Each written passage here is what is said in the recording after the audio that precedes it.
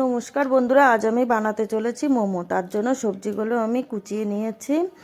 এবার আমি মাংসটা কিমা করে নিয়েছি। তারপর একটি পাত্র নিয়ে পাত্রে মাংসের কিমাটা দিয়ে দিয়েছি।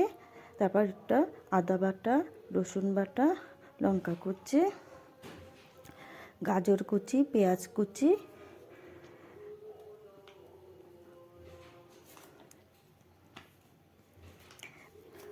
গোলমরিচ গুঁড়ো, ধনেপাতা কুচি, এবার একটু লেবুর রস, স্বাদ অনুযায়ী নুন আর এক ঢাকনা সয়া সস দিয়ে দিয়েছি। এবার আমি সুন্দর করে মেখে নিলাম। খুব সুন্দর করে মাখতে হবে কিন্তু। ব্যাস মাখা হয়ে গেল। এবার আমি একটা পাত্রে ময়দাটা চেলে নিয়েছি। এবার ময়দার মধ্যে স্বাদ অনুযায়ী নুন আর একটু সাদা তেল দিয়ে ভালো করে ময়ান দিয়ে নিয়েছি।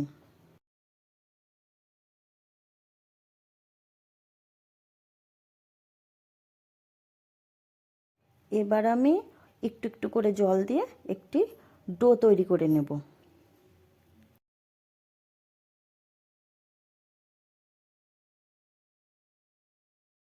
এবার আমি ডোটাকে লেচি করে কেটে নিয়ে রুটির আকারে বেলে নিয়েছি। এবার একটি বাটির সাহায্যে রুটিগুলো কেটে নিয়েছি ছোট ছোট আকারে। এবার এক সাইডে জল লাগিয়ে নিতে হবে। লেচিগুলোর মধ্যে যেই মাংসের পুরটা রেডি করে রেখেছিলাম সেটা অল্প অল্প করে দিয়ে দিতে হবে। এবার লেচিটা উল্টে দিয়ে ভাঁজ করে মোমোর শেপ দিয়ে নিতে হবে।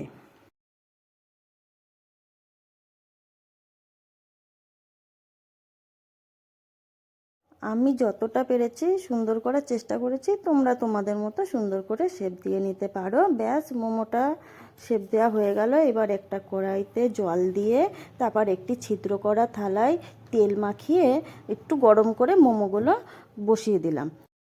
এবার একটি থালা দিয়ে ভালো করে ঢাকা দিয়ে দিতে হবে। 25 মিনিট মতো ঢাকা দিয়ে রাখার পরে মোমোটা রেডি হয়ে গেছে।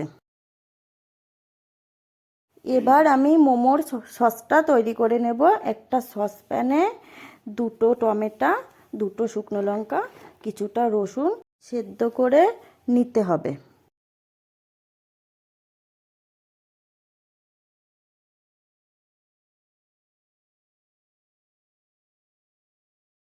এবার একটি কড়াইয়ে তেল দিয়ে টমেটো, শুকনো লঙ্কা, রসুনের পেস্টটা আমি দিয়ে দেব।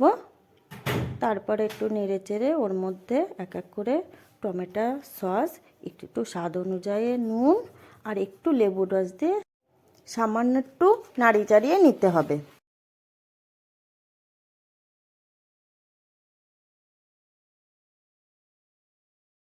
ব্যাস এবার রেডি হয়ে গেল মোমোর সস। এবার আমি পরিবেশন করে দিয়েছি গরম গরম মোমো। আপনারাও এই সহজ পদ্ধতিতে মোমো তৈরি করে নিজের পরিবারের লোককে খাওয়াতে পারেন। রেসিপিটা কেমন লাগলো কমেন্ট করে জানাবেন। ভালো লাগলে লাইক অ্যান্ড সাবস্ক্রাইব করে দেবেন।